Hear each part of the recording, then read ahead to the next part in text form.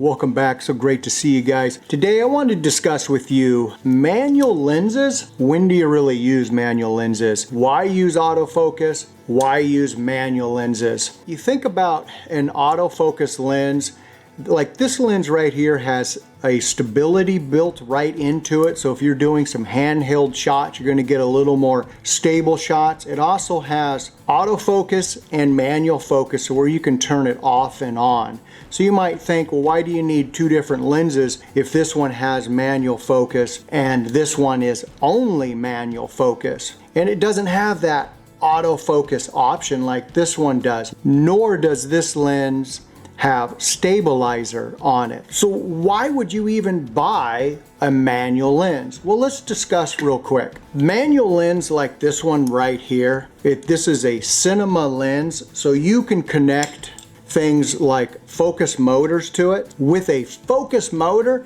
you can operate the focus from somewhere else. You can have a device and be pulling focus. When I'm using my gimbal, this is the DJI RS2, I have the focus motor hooked up to this camera, and this little button right here controls the focus on that lens. You do not have to touch the lens on the camera. You can do it remotely right here from this button. Also, you can have someone else control it while you are just doing the gimbal work. So those are some nice things about the manual lens. But still, you might say, why not just use an autofocus lens instead of using this manual one? Well, in this case, like this is the Z-Cam, which is a cinema camera. This is meant for only doing video. So in this case, this camera does not have very good autofocus. But then now you get into some of your DSLRs, which have great autofocus.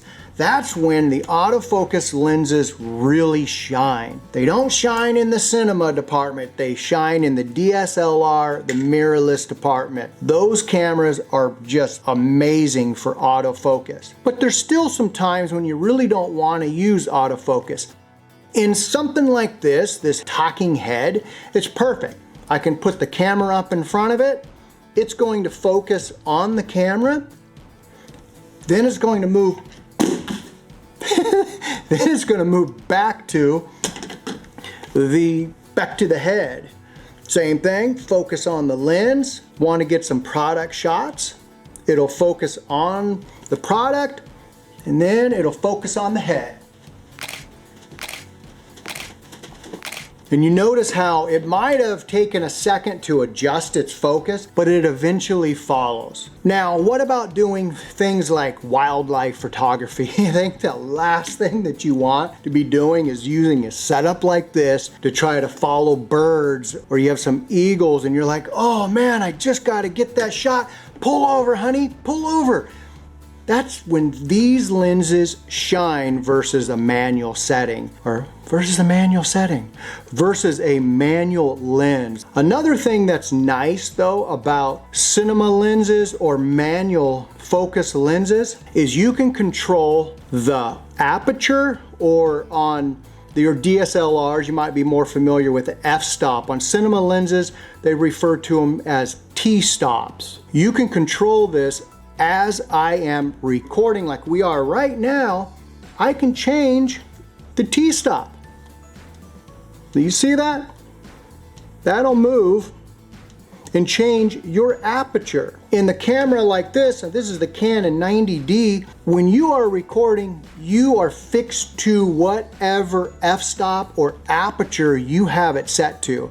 You cannot adjust it. If you're using a manual lens, especially like on a cinema rig like this here, you really want to get yourself a good field monitor and have that set up. That way it'll really ensure you are getting your subject in focus. When you're using just the little screens that are built in on these DSLRs, you might think that you have your subject in focus. And then you pop out your little card, you take it, slap it into the computer, and then you notice like, oh, crud. It looked good on that little bitty 2-inch display on my camera. That is a reason why you have to get yourself a good filled monitor. That way you can tell really what is in focus. It takes a lot of practice using manual lenses, so it may not be for you, but I love manual lenses. If you have not ever used manual lenses, man, you gotta check them out. But there's a time and a place. If you're trying to pull focus between subjects, then you need to use manual focus lenses rather than autofocus, because what will happen is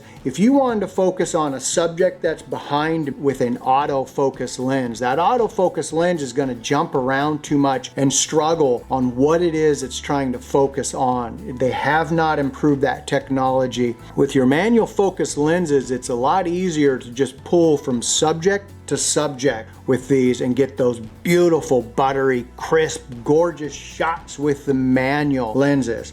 I hope this gave you just a few better ideas on manual lenses. Yep, manual lenses. Autofocus lenses. Autofocus lenses. Autofocus lenses. I hope this gave you some better ideas on autofocus lenses. Yes, how to not focus. I hope this gave you some better ideas on how not to focus and how to focus, and autofocus lenses and manual focus lenses. Rattlesnakes. Rattlesnakes. I have no idea. We'll catch you guys later because I'm bored and I've like talked way too long about like nothing. But wait, I think there's more. See ya!